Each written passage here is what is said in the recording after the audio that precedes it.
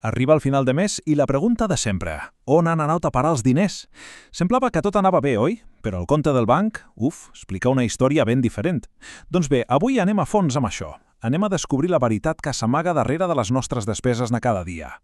I començarem amb una idea que potser pica una mica, perquè hi ha una veritat sobre els diners que gairebé ningú li agrada sentir. Però és que entendre-la és el primer pas, el més important, per poder canviar-ho tot. I quina és aquesta veritat tan incòmoda? Doncs mireu, és aquesta. Per a la gran majoria de la gent, el problema no és guanyar poc. Sí, ja ho sé. És el primer que pensem tots, oi? Si només guanyés una miqueta més. Però la realitat, la crua realitat, és que un sou més alt moltes vegades només vol dir una cosa: despeses més altes. Aquí està el quid de la qüestió.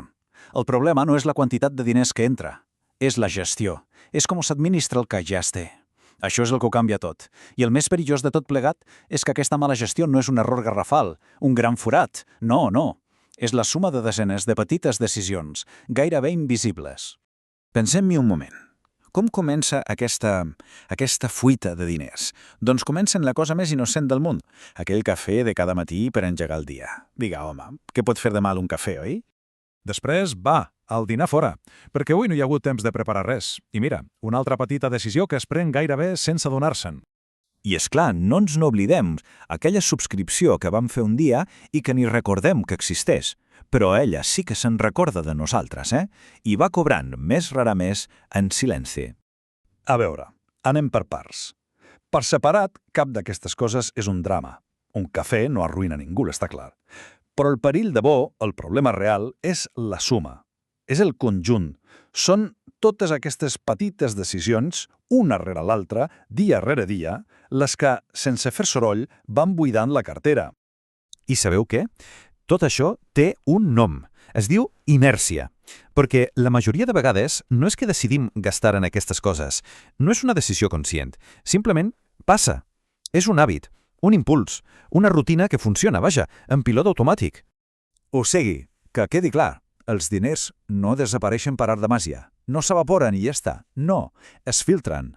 Imagineu-vos una fuita d'aigua molt lenta, gairebé invisible, gota a gota, fins que un dia el forat ja és massa gran i es nota.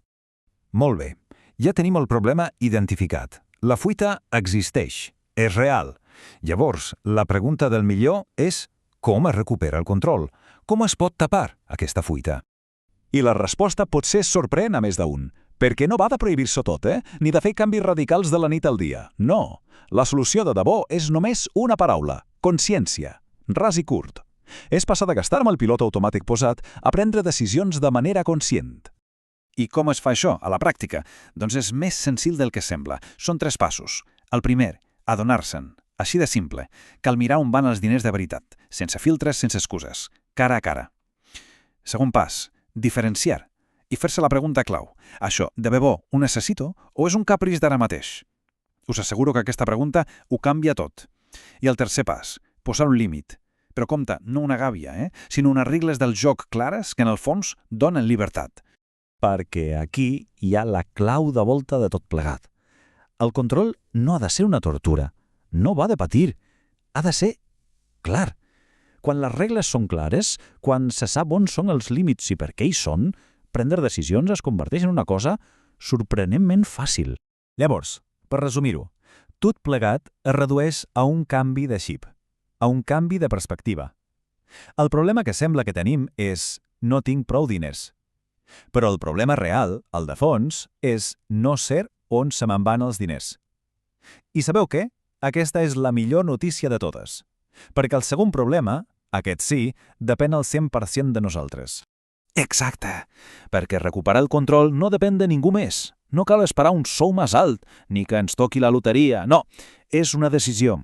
I el millor de tot és que aquesta decisió es pot prendre ara mateix. Es pot començar a canviar les coses avui mateix.